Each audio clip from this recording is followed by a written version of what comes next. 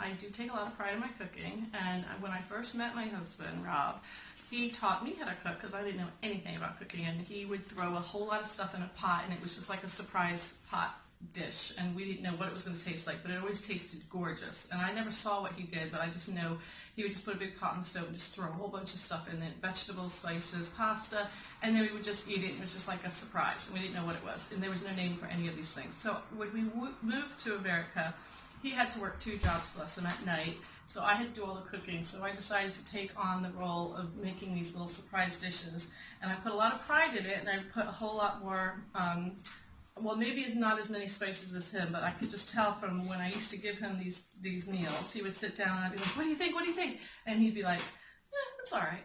And that just broke my heart because I just knew I screwed up somewhere and I didn't add the right amount of spice or the right amount of whatever it was that he likes. But I know he does like a lot of spices in his meal, so I'm trying to get a little bit more creative with these little surprise dishes that I make with no name. In England, and I was pregnant with my middle daughter, Ellie. I was quite hungry for Ben & Jerry's ice cream.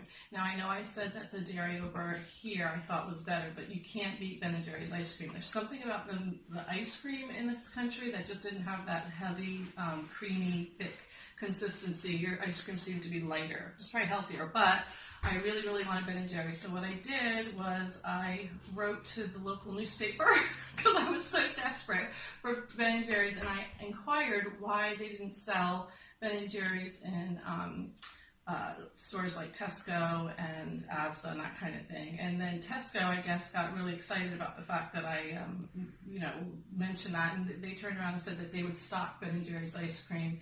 And I ended up getting Ben & Jerry's ice cream for an entire year at one of the local cinemas. So I had these certificates that I could go and use for the entire year while I was pregnant and my name was in the paper and my picture, and they came out and interviewed me. It was all very fun and a huge embarrassment for my British family. So my most significant memory of foods here in England when I lived here for 10 years was that the dairy products were far better, far superior, I thought, than the American dairy products. And your cheeses and the selection cheeses was like so much more, wide. What's the word I'm looking for? You have so much. England provides a much larger selection of cheeses than we have in America, and the dairy. I don't know what it is about the dairy. I guess it's just creamier. I don't know. We in America we tend to throw a whole lot of pasteurization and chemicals and hormones in our food. And so I did miss a lot of the dairy products when I moved back to America, and to compensate for some of those things that we were missing. Excuse me. Once I got back to America to live, I was really missing dairy, so I would start buying organic butter and all that kind of stuff to try to make up for it.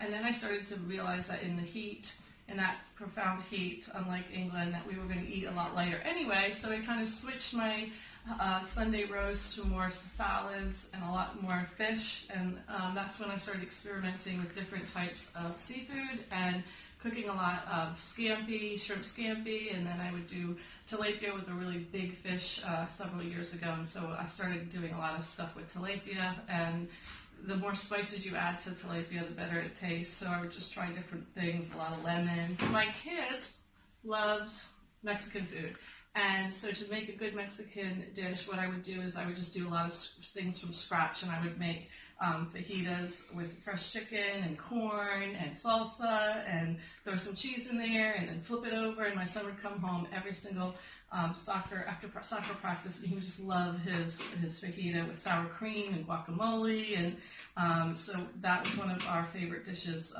growing up as a child. And when you're a mom working with 3 kids and they're all different ages and they're working, sometimes Robbie wouldn't get home till 8 o'clock at night, and then Ellie would have to eat at 5 in the afternoon. Different times.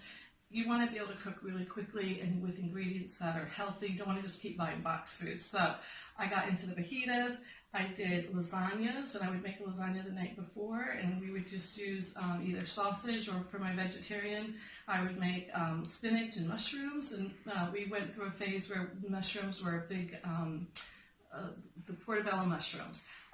We love portobello mushrooms. So my little one, She would love an entire box of portobello mushrooms. I'd slice them up, and I just put some balsamic vinegar and oil and lots of different herbs, and oh my gosh, she would just eat the entire box of mushrooms. So she started to eat less meat and started to eat more proteins through vegetables and that kind of thing. So